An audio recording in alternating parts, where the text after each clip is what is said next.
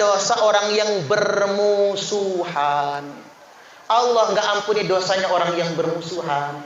Ini Ramadan, puasa tidak diterima, dosa tak diampuni orang yang masih bermusuhan.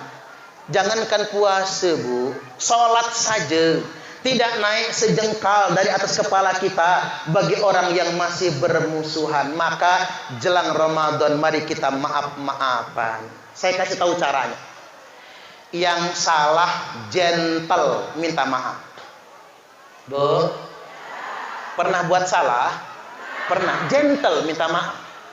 Datang ke rumahnya minta maaf. Kalau enggak datang ke rumahnya karena jauh, telepon. Telepon enggak diangkat, SMS, WA. Tapi jangan lebay. Ketika tangan tak mampu menjabat, kaki tak mampu melangkah, mata pun tak mampu menatap, lisan tak mampu berucap, stroke namanya.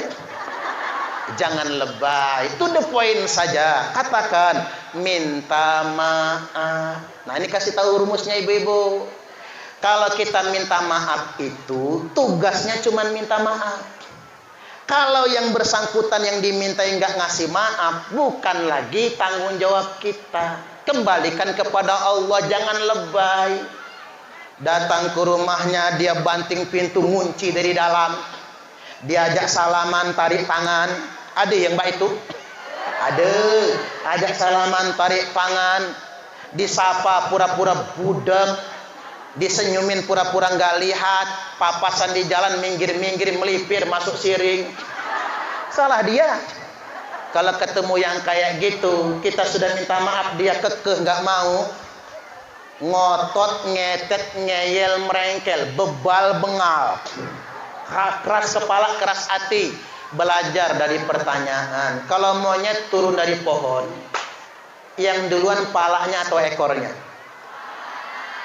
Monyet itu basik itu atau apa? Berok. Ame berok turun dari batang, yang duluan palanya apa ikoknya? Ikoknya apa palanya? Sekali lagi pertanyaan. Kalau monyet turun dari pohon, yang duluan palanya atau ekornya? Tak ajarin cara jawabnya. Tak ajarin cara jawabnya.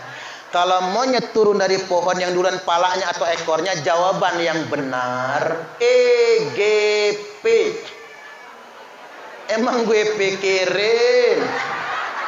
Monyet kok dipikir? Setuju nggak kira-kira, Bu? Mana ngotot nih ya? Dia ajak salaman, dia enggak. Kita datang ke rumahnya, dia bantingnya lawang tuh. Lawang orang Lampung gila ya. Lawang kata Jemaah Semende pintu. Dibantingnya lawang. Ingat kata Pak Ustadz. Berok turun dari pohon. EGP, emang gue pikirin. Monyet kok dipikir? Nah, enak enteng berpikirnya. Makanya ibu-ibu, ciri orang yang bertakwa itu adalah yang sedia membuka hatinya, melapangkan dadanya untuk memaafkan kesalahan orang lain. Insya Allah. Tapi ingat, itu yang di luar rumah. Yang nomor satu itu minta maaf dengan yang di dalam rumah. Setuju nggak kira-kira? Ya, walaupun bapak-bapaknya nggak banyak, saya kasih tahu sama bapak-bapak. Kalau mau minta maaf, dahulukan minta maaf sama istri. Setuju nggak, Bu? Karena zaman sekarang banyak laki-laki yang menyakiti istrinya sendiri. Iya, Pak ya. Tepuk tangan, tepuk tangan. Kita keroyok bapak-bapak ini. Hidung belang, mata keranjang. Udah hidungnya belang, matanya keranjangan, bajingan tengik juga. Saking tengiknya nggak enak lagi dimakan. Mau dibuang saya, nggak dibuang menyakitkan. Oh ya Bapak Ibu, Pak, wanita Indonesia itu wanita paling hebat sedunia internasional. Paling hebat. Kalau di Inggris, di Eropa, di Amerika, perempuan disakiti, laki selingkuh juga. Itu di Eropa. Laki cewekan dia cowokan. Laki bawa cewek dia bawa cowok. Itu di Eropa, Amerika. Tapi hebat wanita Indonesia. Ini ada cerita nyata ini Pak Bupati. Ada bidan cantik. Udah bidan cantik, PNS. Datang ke rumah, mukanya sembab, matanya sembab, nangis. Ada apa Bu bidan? Kata saya, Ustaz, suami saya selingkuh. Itu mah esu kali. Enggak Ustaz, ada buktinya. Dia lagi in the hoy sama ceweknya. Ada buktinya, ditunjukin ke saya. Wih benar, wajahnya wajah suaminya. Apa kata saya, Bu? Cerai sama suami. Woi, namanya laki-laki. Cerai sama suami. Ibu masih cantik. Dalam hati, kalau nggak ada yang tanggung jawab saya lah. Allahu Akbar. Namanya Ustadz. PNS bukan saya ini Pak Bupati. Enak. Cerai sama suami. Ibu PNS, kata saya begaji. Nggak gantung sama suami kan? Ibu PNS begaji. Anak dua-dua cukup. Laki perempuan. Nggak mau anak lagi ya nggak apa-apa. Ya udah dulu punya anak ini. Oh saya sok bertanggung jawab itu. Berdiri saya. Berdiri. Nangis. Ntar Ustaz saya mau nangis dulu. Ya udah puas-puasin nangis. Ibarat orang di caption di media sosial. Kalau butuh bahu untuk bersandar. Ada bahu untuk bersandar. Mulai setan. Itu setan dong. Dia nangis begitu. Selesai dia puas nangis. Gimana Bu? Ibu siap-siap cerai sama suami. Tak antar ke pengadilan.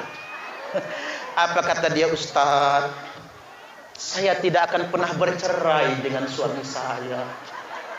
Lu ngapa? Kata saya. Kasihan anak-anak Ustaz. Kalau saya bercerai, saya nikah lagi. Mereka punya bapak tiri. Nanti punya ibu tiri. Biarkan saya yang sakit.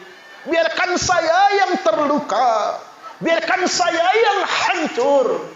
Tapi bukan anak-anak saya. Wih malu nih anak Bu. Malu nih anak. Langsung ngomong aku, Bu bidan maaf saya ke kamar sebentar. Malu semalu-malunya. Saya baru sadar Pak Bupati, itulah bedanya laki-laki sama perempuan. Coba kalau ibu-ibu selingkuh Bu, disepaknya pasti. Kalau nggak dibacotnya, tapi kalau suami, istri bertahan Bu. Bukan karena terlalu cinta dengan suami, tapi demi anak-anaknya. Betul dik gitu. Betul. Makanya banyak janda Pak, duda mah jarang. Jajal duda mana ada. Ada di talang kita. Lah umur 70 tahun.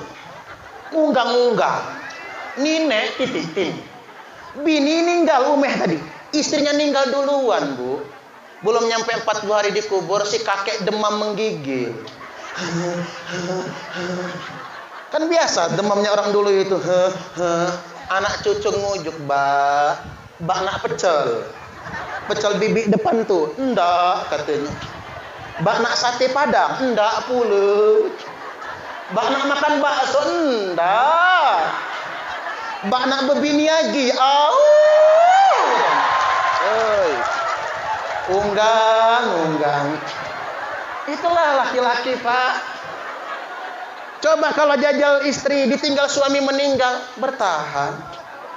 Makanya kalau kata jema dulu, kalau ayam mati jagonya, anak ayam anteng. Tapi kalau ayam mati bayi, mati induknya kocar kacir anak ayam.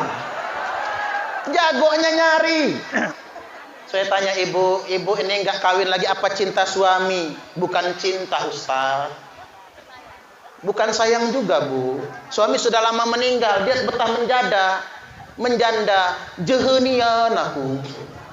Kapok dapat yang kayak gitu lagi. Allahu Akbar.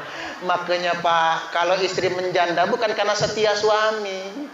Kapok dapat yang kayak gitu lagi. Allahu Akbar. Balik lagi, wanita Indonesia ini hebat. Makanya bapak-bapak kalau mau minta maaf nanti dulu sama tetangga, nanti dulu sama yang lain. Minta maaf dulu sama bini. Mama, apa? Maaf betul. Saya tadi habis dengar ceramah Pak Ustadz. Karena begini Pak, laki-laki yang terbaik itu kata Nabi yang paling baik akhlaknya sama istrinya. Hadisnya jelas, wa khiyarukum linisaihim khuluqa. wanita yang paling laki-laki yang paling baik adalah yang paling berakhlak dengan istrinya. Kalau bisa ya Pak, pas pagi-pagi bini dang betana, mama. Kalau jam sini tak boleh manggilin mama. Dia ngapalah mama. Mama. Apa? Tumben manggil mama. Apa ada apa papa? Capek mama masak. Agak drama dikit gak apa-apa. Capek mama nyuci. Itu kan kewajiban papa mama. Tapi karena papa nggak sempet, papa nyuruh mama. Mama taat sama papa. Papa doakan mama masuk surga. Pernah didoakan begitu, Bu? Boro-boro. Coba sekali-kali kita ajarin, nyenangkan istri. Mama, sini. Agak tegas kan, tuap uji semende, tegas. Mama, sini. Tuap papa. Duduk di sini. Tak apa, tumben. Rogoh kantong kanan, Pak. Ini masker ya. Rogoh kantong kanan. Saya ini tadi pengen pakai masker, nggak jadi. Ceramah pakai masker yang nggak enak, lama-lama bu jigong. Nanti saya keracunan juga saya sendiri. Rogoh kantong kanan. Banting. Jeleger. Duit 15 juta. Tua apa? Tini papa. Mama, tini duit belanja. Kamu nak betana, ini duitnya. Bayar listrik, ini duitnya. Amu Pak Bupati bagi BLT tolak saja. Lah kaya kita nih. Bagi kah jema-jema dia mampu tuh. Kan bagus. Untuk beli listrik, untuk kulkas, uang pengajian 15 juta. Lebih gini papa. Kalau ada lebihnya ambil, enggak mama. Alhamdulillah. Senang nian istri. Nenteng ke kampung 15 juta. Nanti dulu mama. Apa lagi papa? Belum selesai ini. Jangan gancang nian. Rogoh kantong kiri, banting 15 juta lagi. Duit apa lagi di sini papa? Ini bonus buat mama. Subhanallah. 15 juta uang belanja, 15 juta bonus. Mau nggak, Bu? Ngimpi. Allahu Akbar. Ngimpi jerut langit. Allah. Tapi Pak, nggak salah. Ya kalau Pak Bupati bisalah ngasih lebih sama makcik ya. Tapi kalau ya bapak-bapak, kalau ada Pak, jangan pernah abaikan. Ini benar, ini ajaran agama. Suami itu bukan cuma ngasih nafkah buat istri. Tapi suami juga mesti menggaji istrinya. Mampu. Kalau nggak mampu ya jangan lah Bu. Saya nggak tanggung jawab pulang dari sini monyong. Monyong semua. Ngapa kamu nih kata suaminya. Kata Pak Ustadz 30 juta Pak. Jangan Bu, sesuaikan dengan kemampuan. Artinya maksud saya, suami harus pandai terima kasih dengan istri. Betul tidak? Tepuk tangan, tepuk tangan. Yang tepuk tangan langsung ketua DPRD sini. Ingat Pak Edi, ingat betul ini. Harus terima kasih sama istri. Nggak ada yang bisa menggantikan perjuangannya. Jajal ngurusin anak bukan hal yang mudah. Bapak Ibu ngurusin anak itu luar biasa. Nggak ada yang bisa menggantikan. Subhanallah. Nah dibalik sekarang, istri juga mesti minta maaf dengan suami. Karena yang namanya perempuan Bu, paling gampang masuk surga, paling gampang masuk neraka. Ibu-ibu nih kalau pengen masuk surga taat suami. Tapi kalau pengen masuk neraka gampang Bu, melawanlah dengan suami. Suami lagi tidur Bu, sepak palanya. Gratis masuk nerakanya. Nggak usah bayar. Masuk nerakanya, melawan. Kalau kita cipak kepalanya, cepak. Bangun dia kan, itu apa? Dia sengaja aku nih, dia sengaja nih ya. Maafin aku. Padahal memang diancang-ancang ya Bu. Anggap aja bola palanya. Nah itu gratis masuk neraka. Gratis. Karena perempuan itu, walaupun jilbabnya nyengser di tanah, kemana-mana pengajian, naik haji 10 tahun sekali, khatam Quran seminggu sekali, tahajud tiap malam, umroh seminggu 5 kali. Wih, di Mekah, rumahnya di Mekah.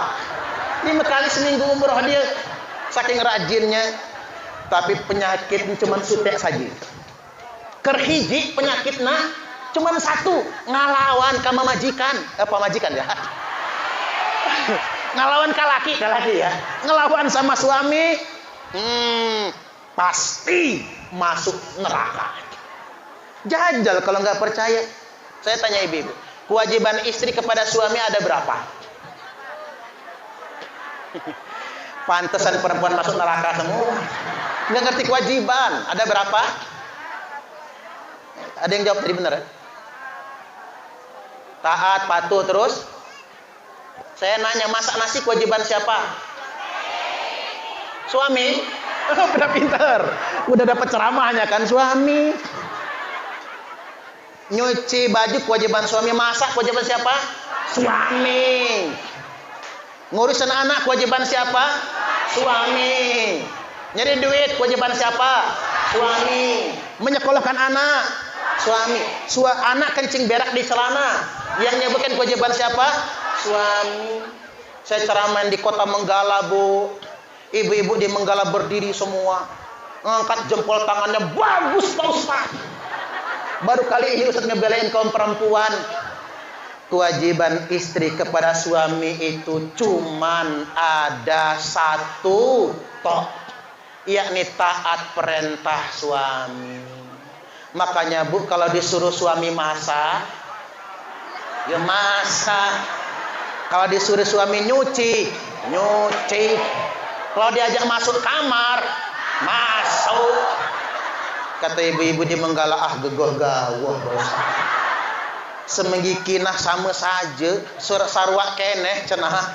Sami mawon, memang prakteknya sama, tapi niat yang berbeda.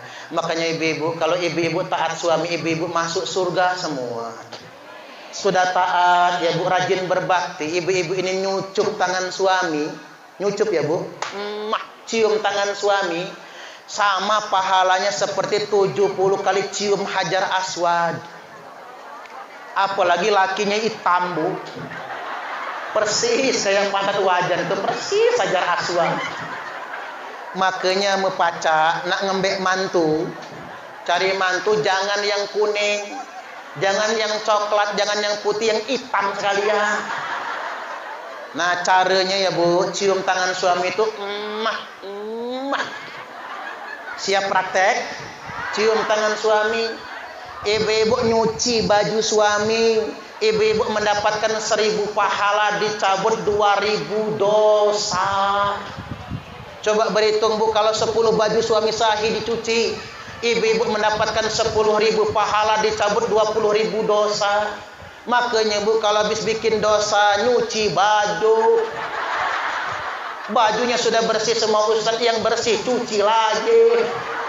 Tanya lakinya, Pak apa? Kolornya mana? Ku pakai lah, lepas Pak. Ternyata nyuci kolor. Enak Bu perempuan itu. Apalagi ibu-ibu rajin dandan buat suami, Bu. Kalau ibu-ibu dandan, niatkan buat suami. Ibu-ibu ini terbalik. Kalau nak kondangan lupa sarapan, karena sibuk berdandan, bedak sekotak habis, abang bibir, lipstik merah niat. Ibu-ibu dandan buat suami. Tak ajarin ya Bu, biar mudah masuk surga. Ini hari apa ini? Nah, pas ya malam ini malam Jumat. Mumpung bulan Ramadan, persiapan. Ini malam Jumat, malam kele datang malamnya. Laki balik dayasina, ruahan, jeng jeng, teng. Munaro, Bang Ocit pulang, prepet. Woi kode nih. Ibu-ibu langsung masuk kamar, pakai baju yang lekton. Tahu kayak lekton Bu? Singkele keton. Hanya membulu ketiak belum dicukur. Jangan ketombean. Dia mak baunya tuh pakai leton. Dia apa-apa kalau dalam kamar bagus. Pakai rok mini. Suami masuk kamar, ini pelajaran agama ini. Kaki kanan sejajar dengan badan. Mbak ini, cari ini. Kaki kiri maju ke depan, nunggu. Nah, gitu. Tumetnya angkat, jinjit. Nah, ya kiri. Tangan Mbak ini, tangan Mbak ini kak. Dagunya diangkat. Matanya membelah. Persis Meriam Bellina. Mbak itu pelajaran agama itu. Mbak mana? Baca ini malam kelima meraktekannya. Bedak sekotak abisin. Minyak wangi sekujur tubuh. Tapi ibu-ibu ini terbalik pak. Kondangan pakai bedak. Arisan listrik, pengajian pakai minyak wangi, ketiban tidur sama lakinya bau balsem. Minyak angin campur autan. Mana bau terasi lah, bau calo. Ketiban suami tidur ngeliat bininya, matanya udah belean, hidungnya upilan, giginya jigongan. Ngiler pula, rumput tetangga lebih hijau. Dandan buat suami, istri yang rajin dandan buat suaminya akan dijamin masuk surga. Allahumma amin. Sampai jam berapa ini ya? Dikit lagi ya. Nah berikutnya, nah ini yang terpenting, nasihat Pak Bupati tadi, yakni minta maaf dengan orang tua. Kalau orang tua lah mati, meninggal dunia, empun sedo, wafat meninggal dunia, ziarah ke kubur. Tapi ingat kalau ziarah ke kubur Bapak Ibu, baca Quran. Kalau bisa hataman 30 juz. Kalau nggak bisa sendiri, ajak santri Miftahul Huda. Tapi jangan gratis, dia capek itu. Buat apa panen kopi banyak gitu ya? Buat santri Miftahul Huda, hataman Quran dimakan. Kalau nggak sanggup 30 juz, surat Yasin.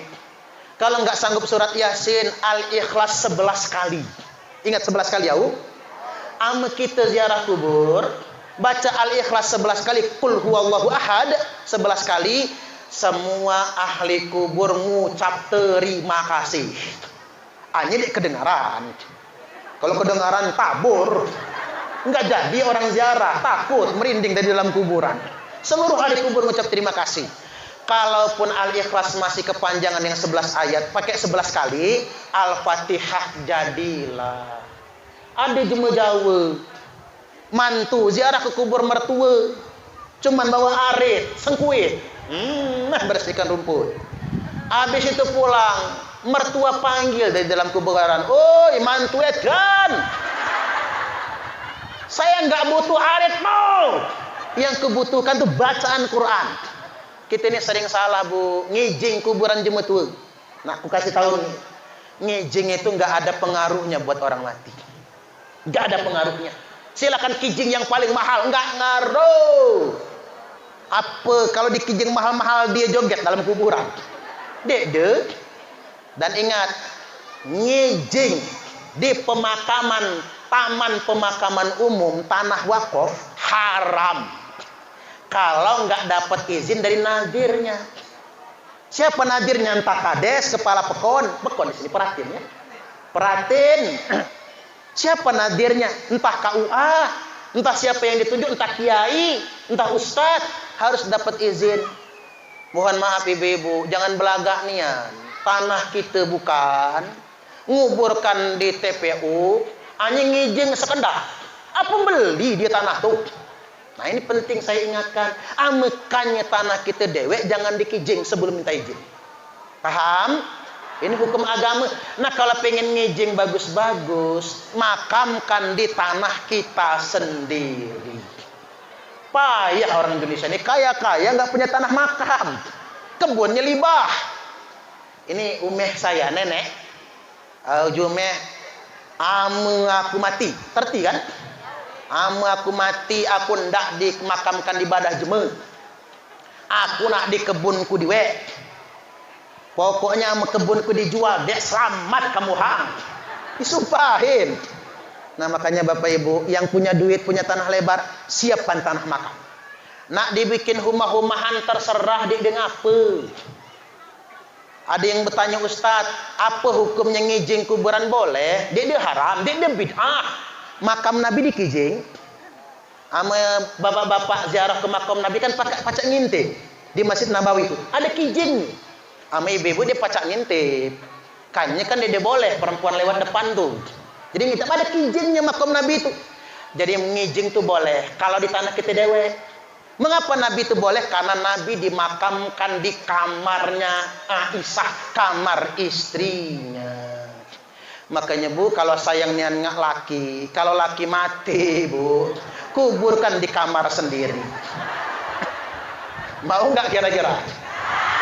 Sorry kata ibu-ibu. Allahu Akbar, itu baru cinta sama suami.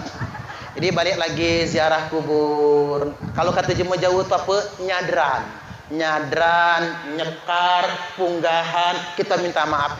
Nah sama jemaah tua masih hidup, datangi orang tua, minta maaf.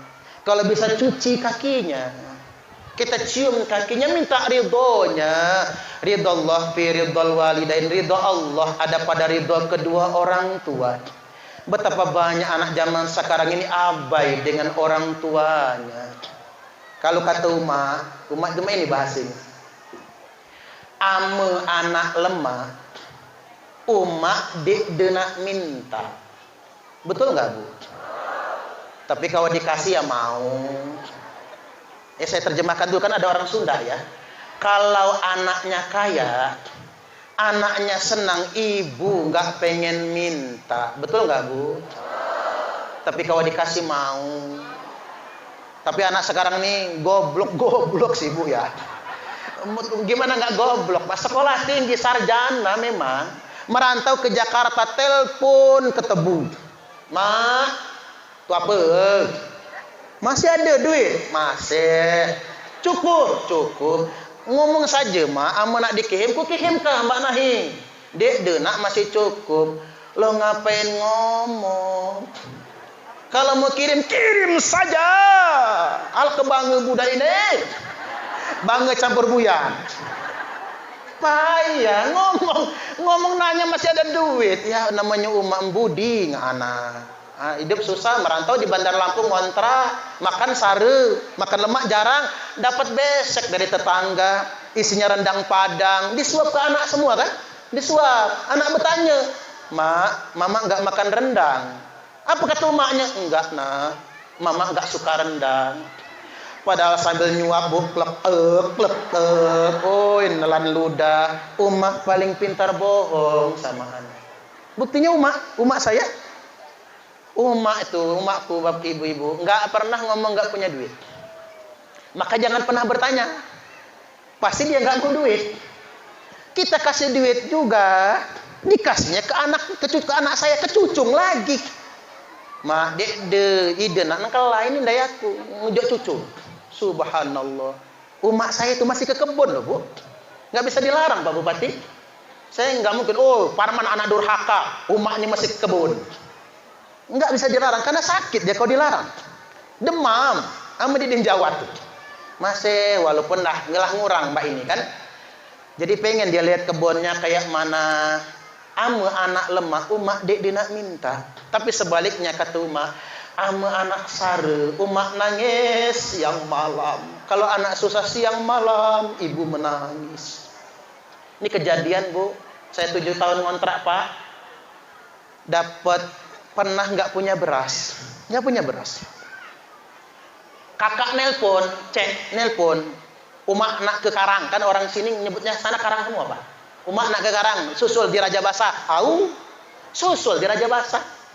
Tapi beras nggak punya, ngutang ke warung beras sekarung yang selawe kilo. Sesak. Pak, kata saya, ini kalau saya punya duit, saya bayar selawe kilo. Tapi kalau saya nggak punya duit, ini utuh berasnya. Saya pulangin lagi. Yang dimasak yang dalam ember, disumputkan. Karena umak nggak mungkin lama. Biar umak begitu masuk, lihat beras 1 karung. Woi, banyak beras anak ini. Begitu mak masuk, dilihatnya beras. Kita taruh paling depan, Bu. Biar dia tahu anaknya nggak lapar, padahal ngutang. Mak balik ke talang, balikin lagi beras ke toko. Makanya tahun 2011 akhir saya nempatin rumah sendiri. Mak sujud syukur di dalam rumah, Pak. Nangis. Ngapa mak nangis? Sareng anak. 7 tahun ngontrak, 3 kali diusir dari kontrakan. Loh, mak tahu dari mana?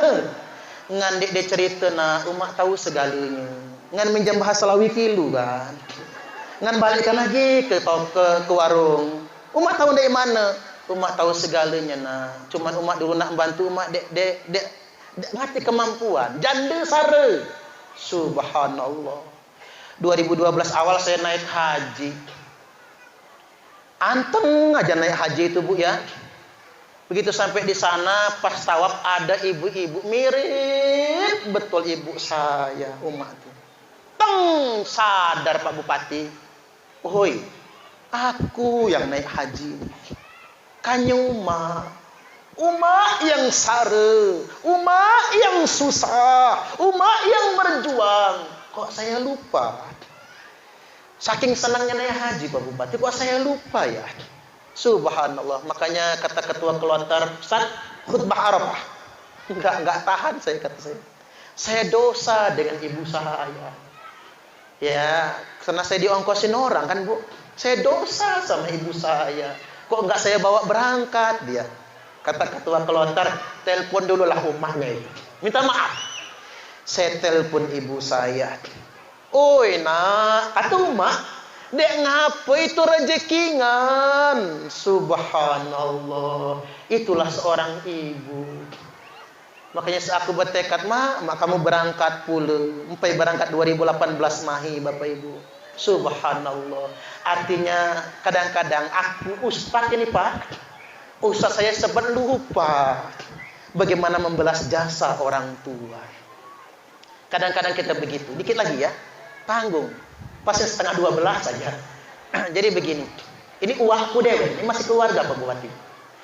Orang kaya. Jadi nangis aku jadinya. Orang kaya. Tinggal di Palembang. Janda ini. Anaknya di Lampung semua. Anaknya pegawai semua. Karena di sana tinggal sendiri walaupun sugih kaya ya Bu. Nggak enak di Palembang itu. Uak sudah meninggal, uak jantan, uak yang laki. Dia berangkatlah ke Lampung, pengen ikut anak. Sampailah di Kutubumi, kota bumi. Di rumah anak betina. Kalau jemaah semenda kan lemak betina tua tunggu tumbang au. Ini dek jemaah ugan, tunggu tumbang anak jantan. Baru masuk garasi Pak, mobil umak tadi ini. Ndak aku mak, kamu halam ikut aku. Aku anak betina. Jangan ikut saya anak perempuan. Kata Wak, oi, siapa nak ikut kamu? Nak ikut ngahan. Aku ni bahaya saja. Padahal pengen lah Bu diurus anak kan. Akhirnya enggak jadi Pak. Enggak jadi nginap ke Bandar Lampung. Ikut anak laki yang PNS. Disambut. Lata malam. Cuman barang belum diturunkan di mobil. Kan dia bawa supir sama keponakan. Pas sarapan pagi mak, aku nak berangkat kantor. Kata anak, mak cuman mengingatkan saja, umak nak di sini sampai kapan terserah.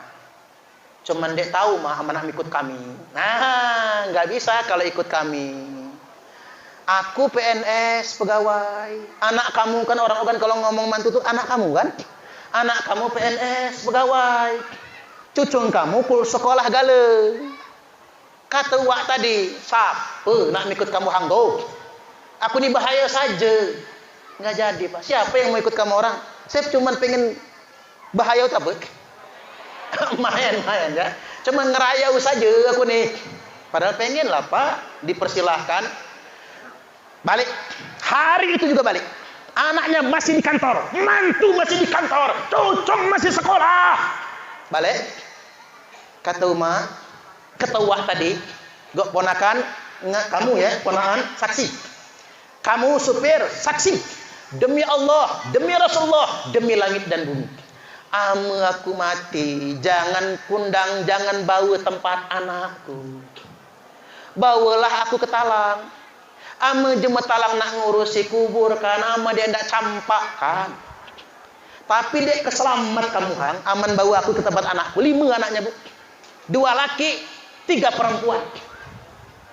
Pas Bandar Jaya, kan masih macet, belum ada tol dulu. Bandar Jaya macet, meninggal dunia. Inna lillahi wa inna ilaihi rajiun, meninggal, Pak. Di jalan macet Bandar Jaya, bawa ke talang. Oi, anaknya Bapak Ibu, 5 kakak tadi datang ke talang, turun dari mobil, jeblak, pingsan. Ada yang jedut-jedutkan pala ke dinding. Ma, aku sayang nian dengan kamu, Ma. Kataku, pret. Rupanya ini rahasia terbuka. Jema tua mate. Kalau orang tua mati, anak nangis jungkir balik kayak orang gila, bukan karena sayang dengan orang tua, tapi nyesal mengapa tidak berbakti dengan orang tua. Mumpung ada, berbaktilah dengan orang tua itu. Ingat cerita Alqamah. Alqamah anak mati-mati, tapi nggak mati. Ditalkin Nabi sekali nggak nyaut, 2 kali nggak nyaut, 3 kali nggak nyaut. Kata Nabi, mana bininya? Datang bininya, ada apa ya Rasul? Apa dosa suamimu tapi nggak mati-mati, kata Nabi. Kata istrinya, nggak tahu ya Rasul. Suami saya ini kalau sholat ke masjid paling rajin, tahajud tiap malam, rajin puasa Senin Kemis, rajin berangkat jihad fisabilillah. Kata Nabi, orang segini baiknya kok nggak mati-mati? Kata istrinya, ya Rasul, mungkin ibunya yang belum memaafkan kesalahannya. Oi, ngomong, kata Nabi dari tadi. Bilal, jemput ibunya. Jemputlah ibunya ke Waitebu, pucuk gunung lagi. Kan dijemput jauh ke Bandar Lampung kan caknya. Lama datang, Bu, kata Nabi, ini benar anak ibu Alqamah nih. Au Nabi, anakku nianti nih. Alqamah ini nak mati ya Rasul. Iya ya Nabi, ya, Bu, kata Nabi. Tolong maafkan dia. Kalau dia enggak ibu maafkan, Alqamah enggak bakal mati. Kata ibunya, demi Allah dan Rasulnya, saya belum bisa memaafkan Alqamah. Loh Bu, kata Nabi, ini kan anak ibu. Ibu yang ngandung dia, ibu yang melahirkan, ibu yang menyusui dan membesarkan. Justru itu ya Rasul, saya yang capek mengandungnya, saya yang sakit ketika melahirkannya, saya yang lelah menyusui dan membesarkannya.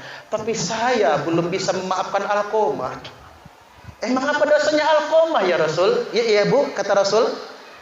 Alqamah ini, kata ibunya, tega-teganya mengusir saya dari rumahnya.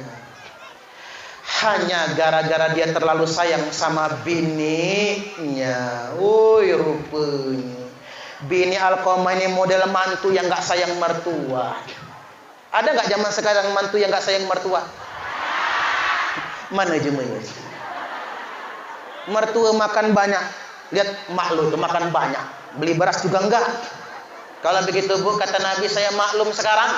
Bilal, kumpulkan kayu bakar. Dikumpulkan kayu bakar, dinyalakan api besar-besar. Umat bertanya, ibunya bertanya, Rasul, apa gunanya api yang menyala-nyala itu? Minta izin Bu, Alqamah mau kami bakar sampai jadi abu. Kalau nggak dibakar sampai kiamat, dia nggak akan bakal mati. Ada yang menjinjing kakinya, ada yang menjinjing tangannya, dibawa keluar rumah, diayun-ayunkan ini. Sedetik lagi mau dilemparkan ke api yang menyala-nyala, ibunya nyembulung. Tahu nyembulung Bu? Ibunya teriak sekeras-kerasnya, lari mengejar Nabi. Ya Rasulullah, jangan bakar anak saya, jangan sakiti anak saya, jangan siksa anak saya. Dirampas tubuhnya Alqamah, jatuhlah ke tanah, berguguran air mata sang bunda. Enggak usah ditalkin. Begitu air mata jatuh di pipi Alqamah, Alqamah langsung ucap 2 kalimat syahadat, wafat meninggal dunia. Itulah kasih ibu yang tak berbatas. Kata orang gunung itu tinggi, tapi setinggi-tingginya gunung tetap ada puncaknya.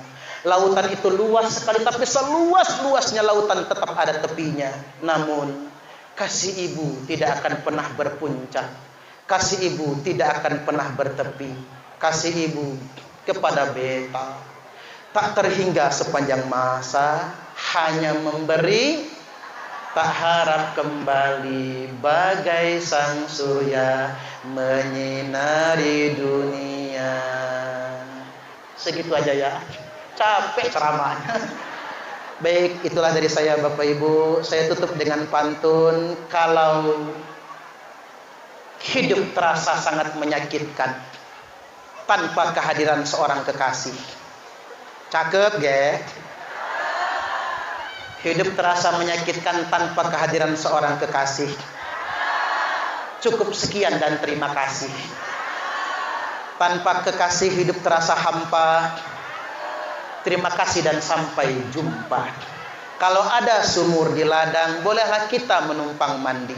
Kalau ceramah saya masih kurang, silakan ngundang lagi. Baik, demikian itu saja dari saya. Kurang lebihnya mohon maaf, dan kepada Allah Ta'ala mohon ampun. Wallahul muwaffiq ila aqwamit thoriq. Wassalamualaikum warahmatullahi wabarakatuh.